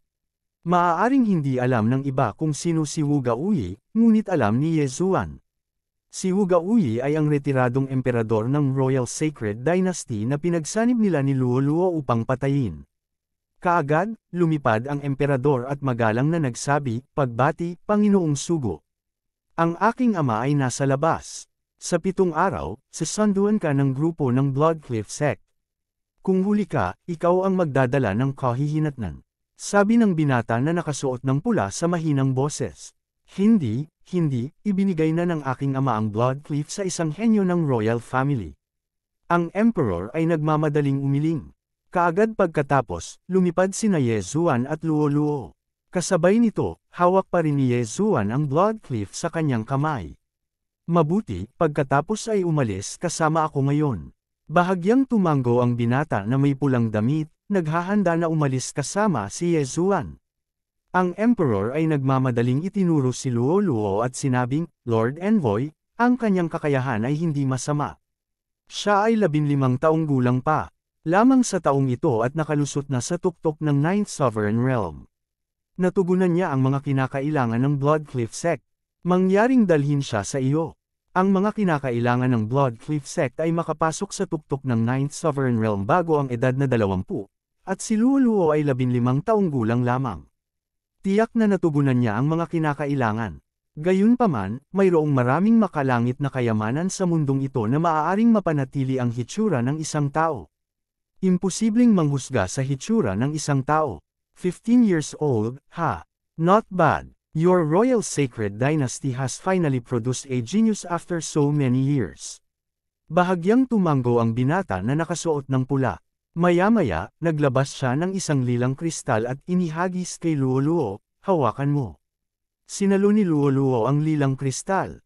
Sa susunod na sandali, ang lilang kristal ay kumikinang ng maliwanag, kumikislap sa kabuuang 15 beses. Talaga, 15 years old. Kahit sa Bloodcliff sect ko, hindi masama ang ganoong aptitude. Labis na nasisiyahan ng binata na nakasuot ng pula. Katotohanan ang sinabi niya. Pagkatapos ng lahat, ang lugar kung saan nakatira si Luo ay ang Bloodcliff Continent, hindi ang Sacred Lands. Kung si Luo ay lumaki sa Sacred Lands, nalampasan na niya ang kanyang human body disaster. Sa oras na ito, napunta kay Yezuan ang tingin ng binata na nakasuot ng pula, gayunpaman, makapasok lang siya sa Bloodcliff sect ko sa tulong ng Bloodcliff sect. Kailangan pa niyang magtrabaho sa labor hall ng 3 buong taon o ipasa ang kanyang human body disaster bago siya ma-promote bilang isang disipulo. Labor hall, 3 buong taon. Nagsalubong ang mga kilay ni Yezuan. Ang labor hall ay malinaw na isang lugar para sa mga manggagawa. At saka, kailangan niyang magtrabaho doon ng 3 buong taon. Gayunpaman, hindi kinakailangan na magtrabaho doon sa loob ng 3 buong taon upang ma-promote bilang isang alagad. Pagkatapos ng lahat, mayroon pa ring landas sa pambihirang tagumpay. Sige, 7 araw na lang darating ang team ng Bloodcliff sect ko. Fair na, hinawakan ng binata na may pulang damit sina Yezuan at Luo, isa sa bawat kamay, at direktang lumipad sa malayo. Ang Bloodcliff Continent na ito ay isa sa 10 teritoryo sa ilalim ng Bloodcliff sect. Bukod dito, hindi ito gaanong pinahahalagahan, kaya't ang binata na nakasuot ng pula lamang ang nagbabantay dito. Kung tungkol sa pasukan sa Sacred Lands, hindi ito sa Bloodcliff Continent, ngunit sa isang maliit na isla sa gilid ng Bloodcliff Continent. Hinawakan ng binata na nakasuot ng pulang damit sina Yezuan at Luo, at gumugol ng 5 araw upang bumalik sa maliit na isla. Bago sila dumaong, nagkakagulo na ang maliit na isla. Nagbalik na si Master. Tiningnan ni Yezuan ang maliit na isla at winalis ito ng kanyang Eye of Revelation. Namutla ang mukha niya sa takot. Sa baybayin ng maliit na isla, mayroong higit sa 100 magagandang babae. Bukod dito, hindi mahina ang kanilang lakas. Sila ay hindi bababa sa 9th Tribulation Supremes. Ito ang aking mga asawa at mga asawa. Manatili sa maliit na isla ng isang gabi at huwag tumakbo sa paligid. Kung ikaw ay magtatagal, ikaw ang magdadala ng kahihinatnan. Bukas, ipapadala kita sa Sacred Lands, at i-escort ka ng aking Bloodcliff sect team pabalik sa Bloodcliff sect. Panipi, ang binata na may pulang damit ay direktang iniwan sina Yezuan at Luo, at pagkatapos ay pumasok sa isang palasyo sa ilalim ng escort ng daang magagandang babae. F***sick. Nagulat na si Yezuan kaya nagpatira pa siya sa lupa. Ang binatilyong ito na may pulang damit ay isang ordinaryong disipulo lamang ng Bloodcliff sect, ngunit sa Bloodcliff Continent na ito, siya ay isang tyrant. Anong playboy? Mukhang hindi siya mabuting tao, mahinang sabi ni Luo. Ang pangungusap na ito ay halos matakot kay Yezuan hanggang sa mamatay. Sa kabutihang palad, sinabi ito ni Luo ng direkta sa kanyang isip at hindi ibinuka ang kanyang bibig. Kabanata 938. Huwag kang magsalita ng walang ingat. Natatakot ako na ang taong ito ay isang 2nd o 3rd grade human body disaster expert. Nagbabala si Yezuan. Bagamat naramdaman din niya na ang kabataang ito na nakasuot ng pula ay may kaunting asawa at mga asawa, kahit 3 sa isang araw, aabutin pa rin ng 1 buwan. Young Master, hindi ko nasasabihin. Pero, kung 2nd grade human body disaster lang, dapat kayanin natin, di ba? Tanong ni Luo. Nang marinig ito, tumanggo si Yezuan, ako at ikaw kasama si Wei Zhenchen ay dapat na makalaban sa isang 2nd grade human body disaster expert. Gayunpaman, hindi natin dapat labanan ang isang 3rd grade human body disaster expert, maliban kung gumawa tayo ng isang breakthrough. Oh, pupunta ako at magbungkal. Kung wala akong makamundong kayamanan, tansya ko ay kakailanganin ko ng hindi bababa sa 3 buwan para makapasa sa 1st grade human body disaster. Ngumisi si Luo. Ang 3 buwan ay isa ng lubhang nakakatakot na bilang.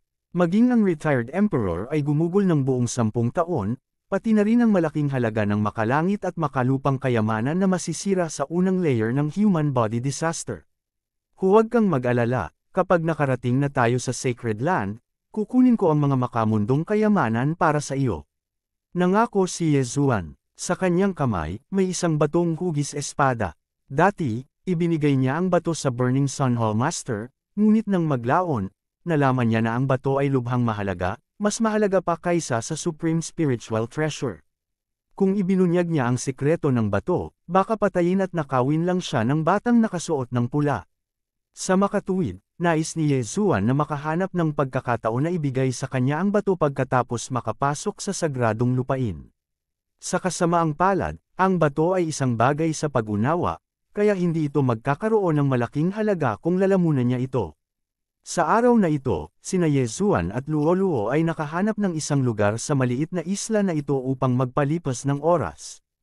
Mula nang na-upgrade ang Devo-Uring system, nagkaroon ng karagdagang sistema ng misyon. Ang sistema ng misyon na ito ay medyo maganda, ngunit nakakalungkot na si Yezuan ay kasalukuyang nasa Bloodcliff Continent.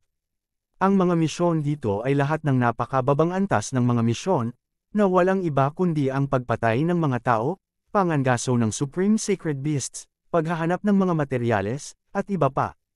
Mura rin ang mga reward, gaya ng low-grade Supreme Divine Weapons. Sa makatuwid, ayaw ni Yezuan na sayangin ang kanyang oras. Gayunpaman, kapag narating nila ang sagradong lupain, ang mga misyon ay magiging mas epektibo. Pagkatapos makumplito ang misyon, siya ay gagantimpalaan ng mahahalagang ores, pinakamataas na martial arts, at maging ang mga pangangailangan para sa pagbubukas ng kanyang Heaven's Eye. Gayunpaman, para kay Yezuan, ang pinakakaakit-akit ay ang Devar Point. Nanatili sina Yezuan at Luo-Luo sa isla ng isang araw. Kinabukasan, hinanap siya ng binata na nakasuot ng pula. Malapit nang dumating ang team ng My Blood Rock Sect. Kayong dalawa, sumunod kayo sa akin. Sinabi ng binata na may pulang damit kina Yezuan at Luo-Luo. Mabilis na sumunod sa kanya si Yezuan at ang dalawa pa at pumasok sa palasyo ng kabataang nakasuot ng pula. Ang Holy Land ay talagang isang malaking secret realm na hindi mabilang na beses na mas malaki kaysa sa Bloodcliff Continent. Ang pasukan sa lihim na kaharian ay nasa ilalim ng palasyo. Hindi nagtagal, nakita ni Yezuan ang pasukan sa lihim na kaharian. Pumasok ka na. Ang binata na nakasuot ng pula ay pinangunahan sina Yezuan at Luo-Luo sa loob. Matapos dumaan sina Yezuan at Luo-Luo, hindi nila maiwasang manginig. Tumingin sila sa paligid at nalaman na ang banal na lupain ay walang pinagkaiba sa Bloodcliff Continent. Gayunpaman, ang Yuan Chi sa Holy Land ay hindi bababa sa 10 beses kaysa sa Bloodcliff Continent. Huminto sila sa gilid ng isang bangin, at sa harapan nila ay isang walang hangganang damuhan. Ang My Blood Rock Sect ay maaaring hindi malaking bagay sa Panglay Holy Land, ngunit sa iyo, kami ay isang malaking bagay. Bata, dahil pumasok ka gamit ang Blood Rock, maaari mong piliin na huwag pumasok sa Blood Rock Sect. Sinabi ng binata na nakasuot ng pula kay Yezuan. Piliin kong pumasok. Tumango si Yezuan. Anong biro? Napakasagana ng Yuan Chi sa banal na lupain. Kung nag-cultivate siya doon, ang bilis ng kanyang cultivation ay hindi bababa sa 10 beses na mas mabilis kaysa sa labas ng mundo. Marahil ay maraming mga eksperto na nakapasa sa human body disaster. Ang pag-alagala sa banal na lupain lamang ay panliligaw sa kamatayan.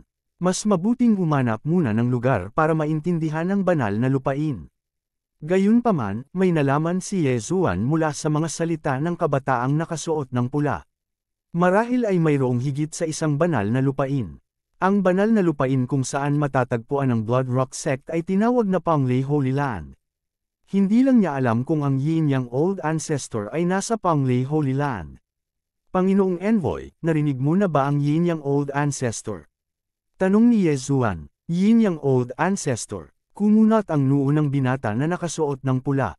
Hindi niya alam kung bakit ito tinanong ni Yezuan, ngunit sumagot pa rin siya. Wala akong narinig tungkol sa kanya. Lumabas na ba siya sa Blood Rock Continent dati? Yes, I was lucky enough to see him half a year ago. Dapat taga Holy Land siya. Pag alis niya, dapat may kasama siyang lalaki at babae. Agad na tumango si Yezuan at naglabas ng larawan. Nako, itong senior. Agad na nakilala siya ng binata na nakasuot ng pula at sinabing, ang Blood Rock Continent ay nasa ilalim ng kontrol ng aking Blood Rock Sect. Maraming eksperto dito, at isa na rito ang senior na ito.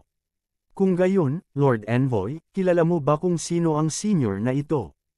Agad na lumiwanag ang mga mata ni Yezuan. Dati niyang nahulaan na ang Yin Yang Old Ancestor ay nagmula sa Holy Land, at ngayon ay nakumpirma na. Hindi ako sigurado, kahit na ang mga eksperto mula sa One Siang Realm ay nakarating na sa Blood Rock Continent dati. Sila ay kadalasang pumupunta sa Blood Rock Continent para mag-explore at maghukay, at paminsan-minsan ay tumulong sa pagpapalawak ng teritoryo. Mapalad akong nakita sila ng ilang beses, at itong senior na tinutukoy mo ay malamang na mas malakas pa kaysa sa mga eksperto mula sa One Siang Realm. Hindi siya ang taong pwede kong makontak. Panipi, umiling ang kabataang nakasuot ng pula at nagtanong, bakit? May kailangan ka ba sa senior na ito? Mas malakas kaysa sa mga eksperto mula sa One Siang Realm. Nilunok ni Yezuan ang kanyang laway. Tila magiging magulo ang mga bagay-bagay. Hindi niya inaasahan na napakalakas ng matandang ninuno ni Yin Yang. Ang mga mula sa One Siang Realm ay may kakayahang maglipat ng mga isla. Kahit 10,000 Yezuan ay hindi katugma sa kanila. Gayunpaman, itong Yin Yang Old Ancestor ay mas malakas pa kaysa sa mga eksperto mula sa One Siang Realm. Agad na nakaramdam ng matinding pressure si Yezuan. Huminahon si Yezuan at sumagot, hindi, maswerte lang ako na nakita ko ang senior na iyon noong araw na iyon. Hindi ko inaasahan na ganoon kalakas ang senior na iyon. Nako, ang senior na yun ang pinakamalakas na taong nakita ko. Inakala ng kabataang, nakasuot ng pula na si Yezuan ay kamag-anak ng matandang ninuno ni Yin Yang. Hindi niya akalain na minsan lang niya ito nakilala.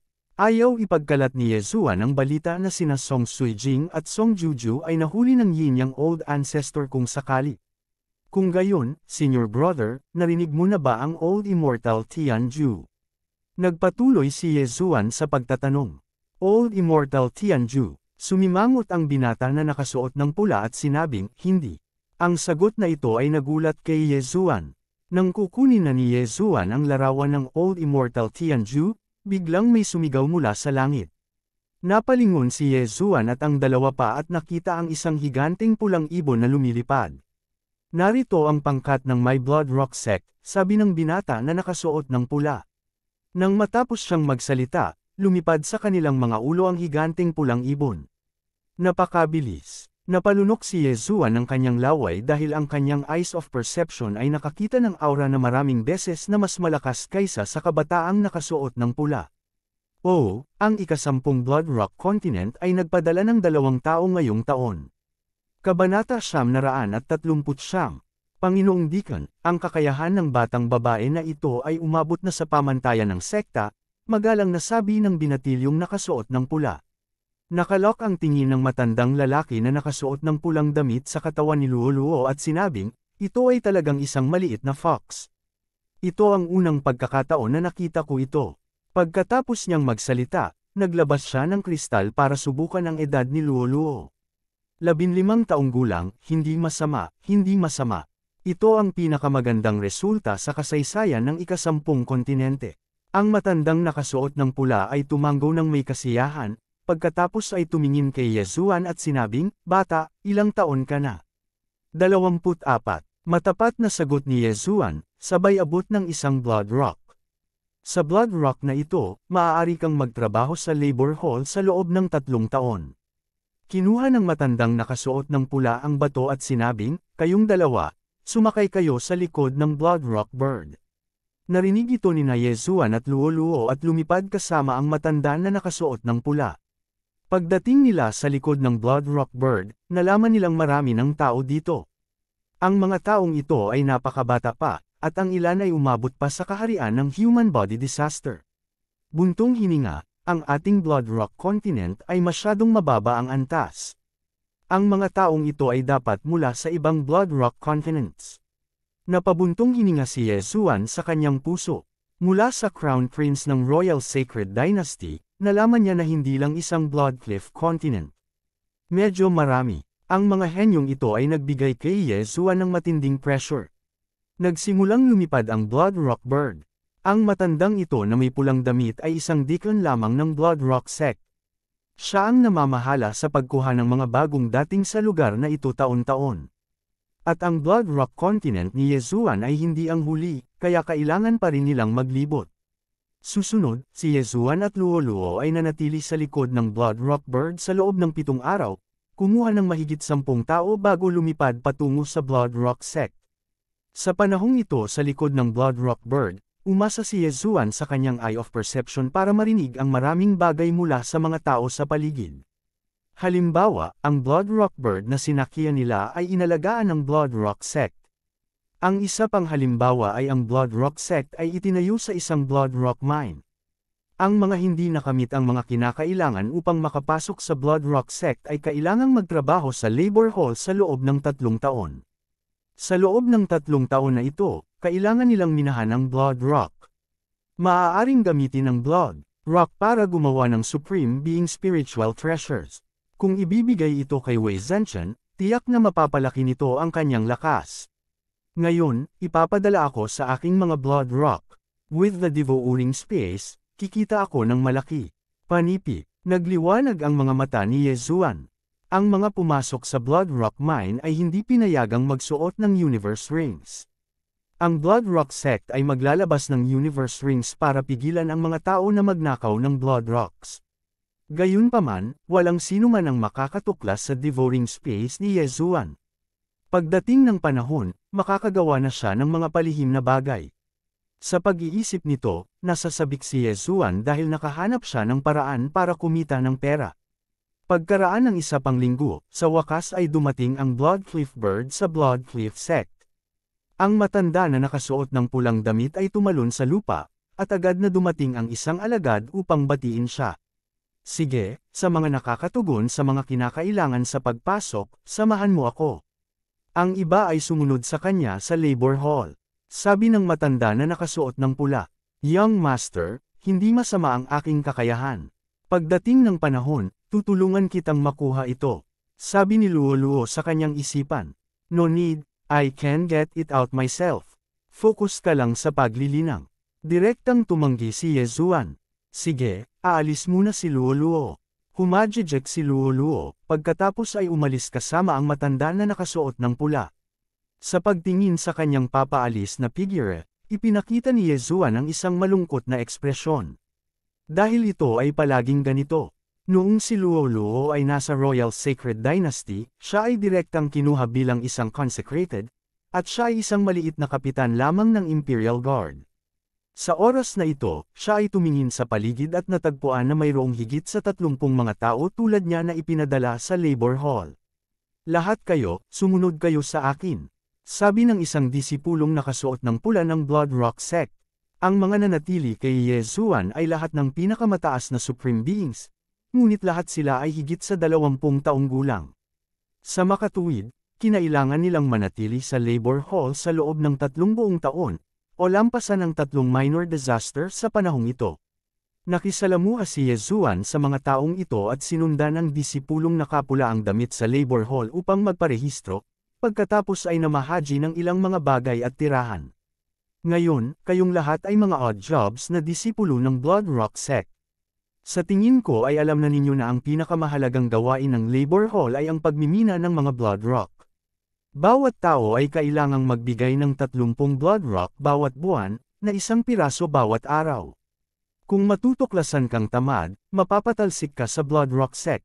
Sabi ng alagad, "Senior Kuya, paano kung magmimina pa tayo ng ilang Blood Rocks?" May nagtanong, "Kailangan mo pa ring ibigay ang mga dagdag na bato, ngunit ito ay iron record. Bawat tao ay makakakuha ng 1 Blood Rock araw-araw, na 30 piraso bawat buwan. Kung ikaw ay magmimina ng higit pang mga bato ng dugo, halimbawa, 40 piraso, pagkatapos ay makakakuha ka ng 1 dugong bato bilang gantimpala, na 1/10 ng kabuuan."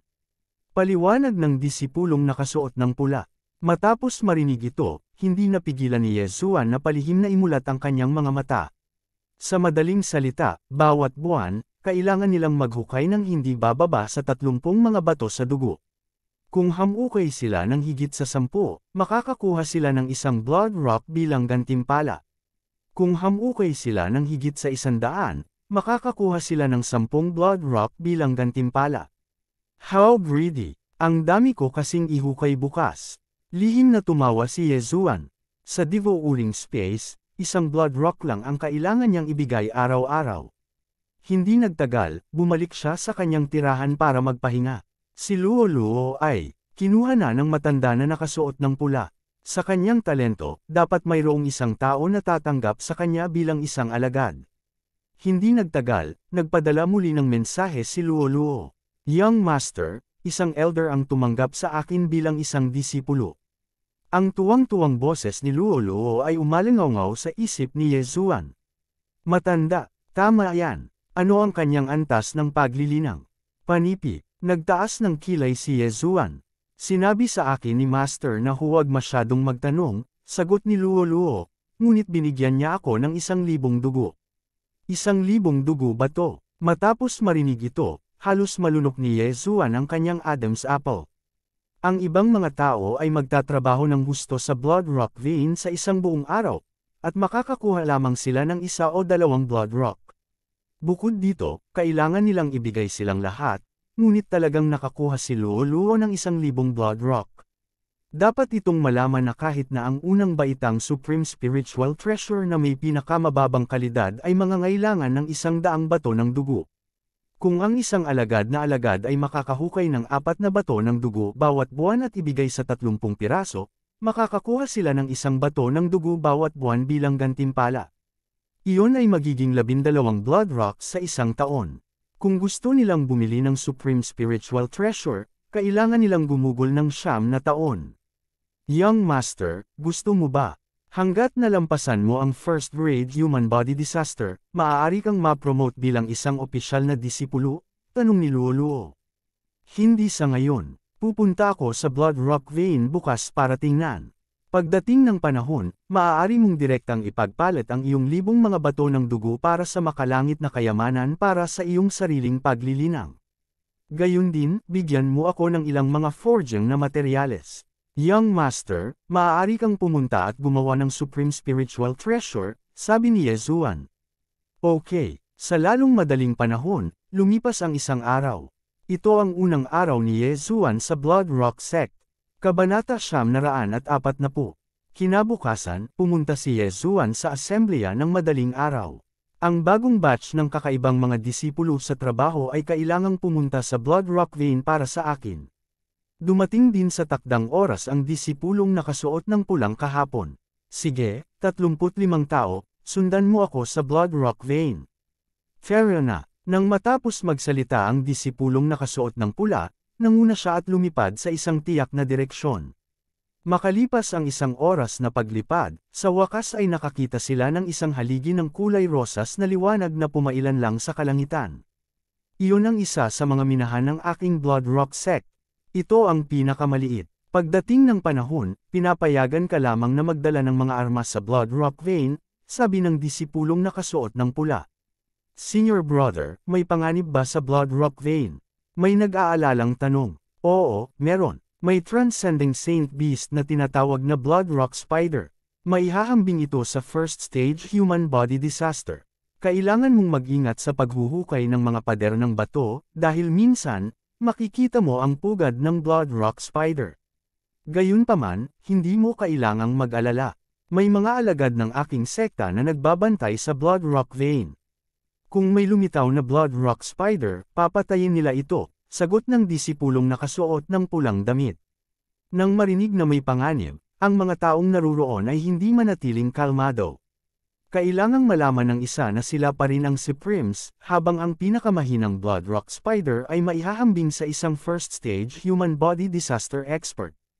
Kung talagang natagpuan nila ito, patay na sila. Hindi mataas ang posibilidad na makahanap ng pugad ng Blood Rock Spider. Maaaring hindi ito lumitaw kahit 1 beses sa 1 buwan. Kung talagang may nakahanap nito, kailangan nilang manalangin para sa swerte. Nang matapos magsalita ang disipulong nakasuot ng pula, pumunta siya sa gilid ng poste ng pink light. Ang pink na haligi ng liwanag ay nagmula sa isang malaking butas sa lupa na siyang Blood Rock Mine. Pagkatapos nito, ibinigay ni Ye Zuan at ng iba pa ang kanilang interspatial rings at tumanggap ng bago. Naglabas din si Ye Zuan ng Supreme Level Divine Weapon at nagpanggap na mapagpanggap. Sige, simula ngayon, mag-isa na kayong pupunta dito. Tandaan mo, dapat kang maghukay ng 30 blood rocks kada buwan. Nang matapos magsalita ang disipulong nakasuot ng pula, tumalikod siya at umalis. Mayroon pa ring ilang mga disipulo ng Blood Rock sect sa pasukan ng minahan. Sila ang namamahala sa pagbabantay sa interspatial ring at identity token ni Yezuan. Pagkatapos noon, kinuha ni Yezuan ang bagong interspatial ring at tumalon sa Blood Rock vein. Kakabukas pa lang ng Blood Rock mine, kaya hindi masyadong malaki. Bago pa man lumapag si Yezuan, naramdaman niya ang daan-daang tao, na lahat ay narito upang minahan ang Blood Rock. Ang karamihan sa mga taong ito ay umaatake sa mga pader na bato na may mga sandata sa kamay. Siyempre, may mga nag-practice din ng martial arts, kaya ginamit nila ang kanilang mga kamao para basagin ang mga bagay. Gayunpaman, ang tigas ng pader na bato ay lampas sa inaasahan ni Yezuan. Ang minahan na ito ay napuno ng mga kulay rosas na bato, ngunit ang mga ito ay mga ordinaryong bato lamang. Ang totoong Blood Rock ay madilim na pula, hindi ang mga pink na batong ito. Lumingalinga si Yezuan sa paligid at natuklasan na kayang takpan ng kanyang perceptive eye ang buong Bloodstone Mine. Upang maging ligtas, nakakita siya ng walang laman na lagusan at nagsimulang magmina. Wei Zhenchen. Agad na tinawag ni Yezuan si Wei Zhenchen at sinabing, ikaw ang bahala. Agad na nagreporma si Wei Zhenchen sa isang drill at nagsimulang maghukay ng baliw sa kailaliman ng minahan. Para kay Yezuan, direkta siyang naglabas ng bagong Shadow Sword. Agos na Shadow Sword. Bam! Ang pader na bato sa kanyang harapan ay sumabog, ngunit ang lakas ng pagtatanggol ng pader na bato ay lampas sa kanyang inaasahan. 1 metro lang ang nagawa ng kanyang espada sa dingding. Lumingon siya para tingnan si Wei Zhenchen at nalaman niyang nag-drill si Wei Zhenchen ng 5 metro sa dingding. Wei Zhenchen, hahatiin natin ang pagnakawan, sabi ni Yezuan kay Wei Zhenchen. Dahil hindi gumana ang mga normal na pag-atake, susubukan niya ang ibang bagay. Ang mga mata ni Yezuan ay kumikislap at isang pilak na ilaw ang lumabas. Mata ng Nirvana. Boom! Sumabog muli ang batong pader. Sa pagkakataong ito, 5 metro ang layo. Hindi ko akalain na kahit ang Eye of Nirvana ay hindi gagana. Since that's the case, let's try the Disintegration Eye. Muling damilat si Yezuan at naglabas ng 2 Disintegration Ray. Beats! Tumama ang Disintegration Ray sa pader na bato at mabilis itong naging abo. Ang bilis ng Disintegration. Nagulat si Yezuan. Sa isang kisap mata, mas naging maluwang ang pader na bato sa kanyang harapan. Hindi bababa sa 100 metro kwadrado ang nasira. Gayunpaman, biglang may naisip si Yezuan. Mawawasak din ba ng disintegration ay ang Blood Rock? Nagkataon, biglang nabato ng dugo si Wei Zhenchen. Ang ibang tao ay maaari lamang maghukay ng 1 metro sa pader na bato sa loob ng 1 oras. Ang bilis ko ay itinuturing na mabilis. Nag-isip sandali si Yezuan at pagkatapos ay inilagay ang dugong bato sa lupa. Disintegration Eye. 2 pang Disintegration Ray ang pinaputok, at sa pagkakataong ito, direktang tumama ang mga ito sa Blood Rock. Pakiramdam niya ay wala siyang magawa dahil hindi madaling makuha ang Blood Rock. Magiging isang trahedya kung ang Disintegration Ray ang magwasak sa dugong bato. Sa kabutihang palad, ang bato ng dugo ay hindi isang ordinaryong bagay. Hindi ito nasira ng Disintegration Ray. Matapos itong makita, hindi alam ni Yezuan kung paano ilarawan ang kanyang nararamdaman. Pagkatapos ng lahat, 3 beses nang nag-evolve ang bloodline ng Heavenly Eye Clan.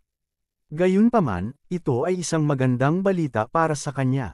Dahil hindi ito maaaring disintegrate, kung gayon ito ay madali. Namilog ang mga mata ni Yezuan. Sa susunod na sandali, ipinatawag niya ang kanyang unang doppelganger.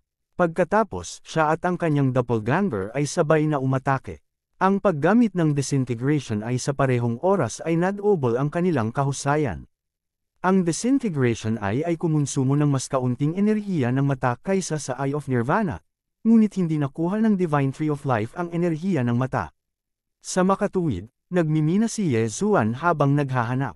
Nahanap na. Ang Divine Eye Chapter ay maaaring magpapataas ng enerhiya ng mata at ang bilis ng pagbawi ng enerhiya ng mata. Nakakita si Yezuan ng magandang bagay sa bagong sistema ng palitan. Sa kasamaang palad, wala siyang sapat na Super Devouring Crystals, kaya kinailangan niyang lamunin ang dugong bato na nakuha niya.